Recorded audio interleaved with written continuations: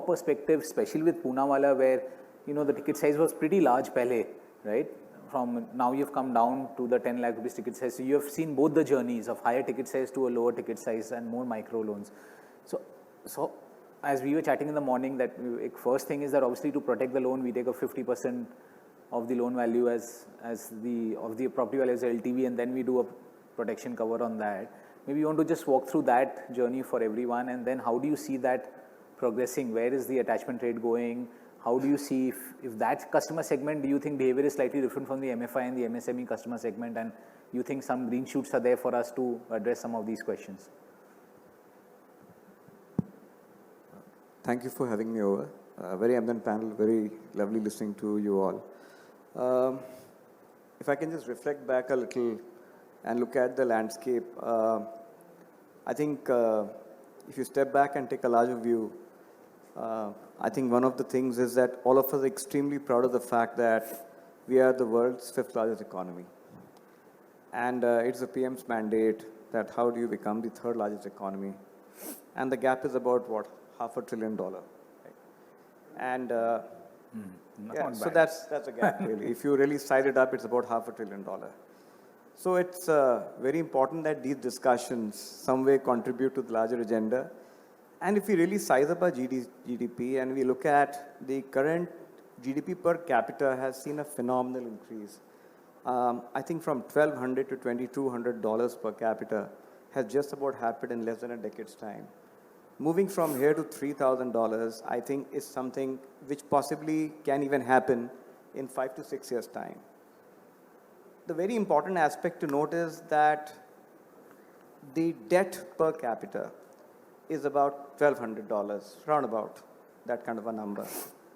And in our country, if I'm not wrong, the insurance per capita is just about $100 per capita. If I'm not mistaken, life is around 70 and non-life is around 20.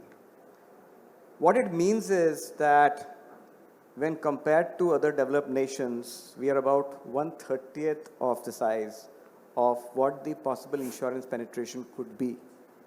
And if I'm not mistaken again, that insurance penetration in our own country is barely 4%. If I contrast this on what we are experiencing on the ground, is a massive phenomena of urbanization.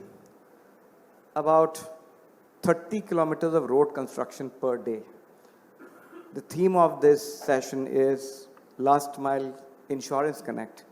But there is a last mile actual connect happening. Every time there is a Lucknow to Sitapur to Lakhimpur Kheri, there is a road or there is a development which is happening. And it's for real. Today we have 1.5 lakh kilometers of road constructions and still a massive amount of connection which is happening. On top of it, we have brilliant, one of the world's best. We have skipped the desktop and we have a mobile connectivity. We've seen fintech loans done a phenomenal job what credit bureaus did a long time back. The fintechs have done, now the InsurTechs have come, the wealth techs have come.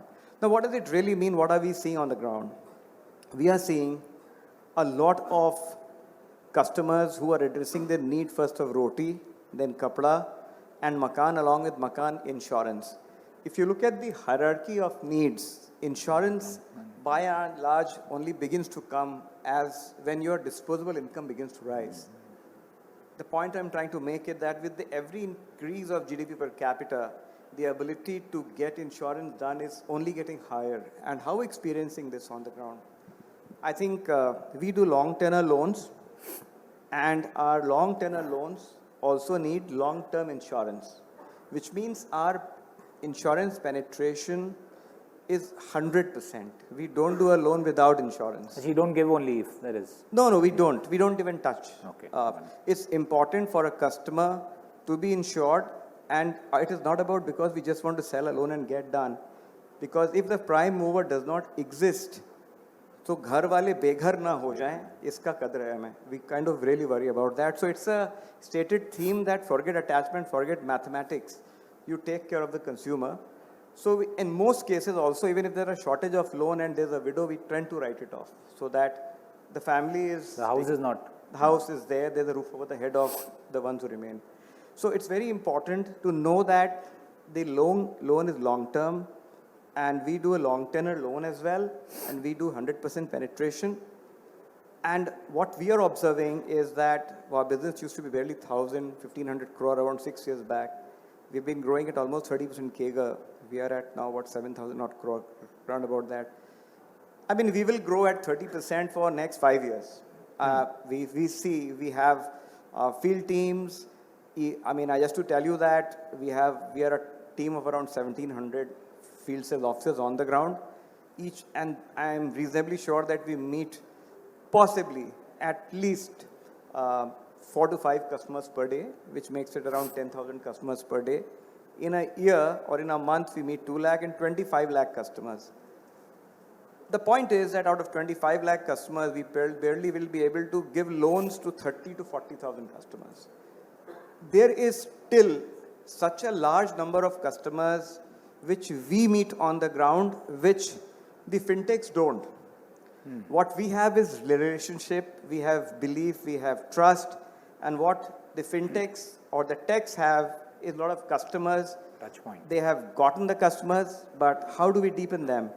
I think the game will change very significantly from competition to collaboration, and how do we mine into each other's intelligence. The only point is that we don't only have to worry about portfolio health, we have to also worry about customers' health. If both are healthy, I think we both can thrive. So I think that's the way I would like to talk about this.